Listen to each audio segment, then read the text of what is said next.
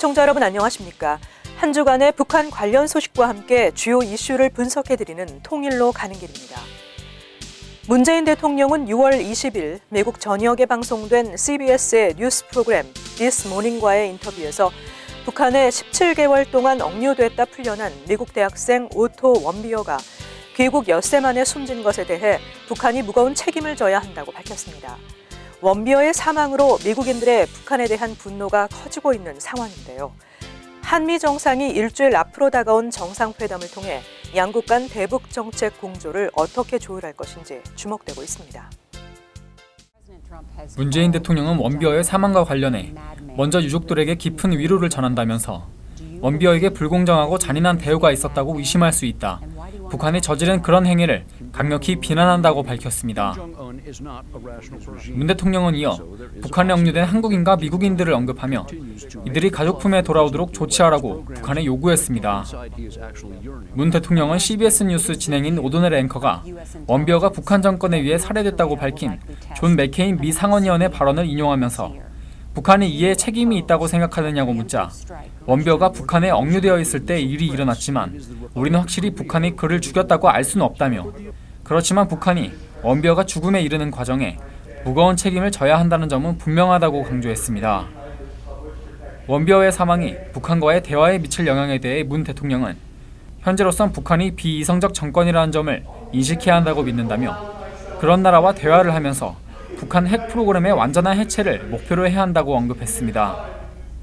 CBS 측이 비이성적인 정권과의 대화가 어떻게 가능한 것인지 되묻자 대화가 필요하다고 믿는다면서 제재와 압력만으로는 북한 핵 문제를 풀 수 없다고 답했습니다. 문 대통령은 CBS 측이 이런 입장은 북한이 핵을 포기하지 않는 한 대화에 나서지 않는다는 미국의 입장과 배치되지 않느냐는 질문을 한 데 대해서는 나의 생각이 미국 정부나 도널드 트럼프 대통령의 입장과 충돌하지 않는다고 믿고 있다면서 이전 행정부의 실패한 북한 정책을 비판한 것으로 보이며 그런 점에서는 트럼프 대통령과 같은 견해를 갖고 있다고 말했습니다. 전제 조건 없이 북한과의 대화에 나서는 것을 트럼프 대통령이 반길 것 같지 않다는 견해에 대해서는 이전에도 전제 조건 없는 대화를 언급하지 않았다고 반박했습니다. 문 대통령은 대북 대화의 전제 조건으로 먼저 북한의 핵 미사일 프로그램 동결을 내세웠고 두 번째 단계로 북한 핵 프로그램의 완전한 해체를 내걸었습니다.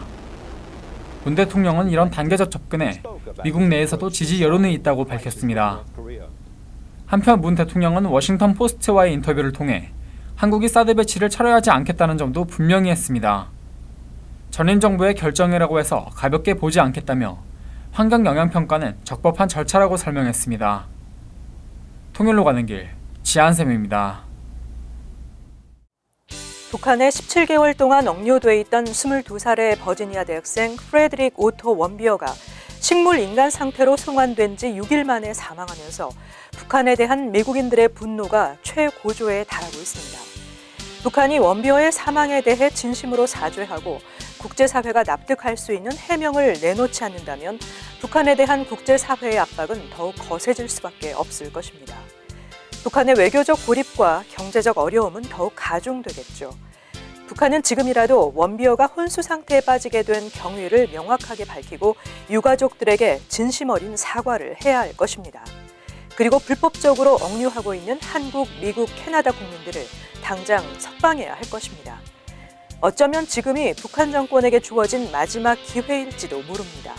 만약에 침묵과 부인으로 일관하면서 또다시 도발을 자행하는 모습을 보인다면 북한에게는 사과할 수 있는 기회조차 주어지지 않을 수도 있습니다.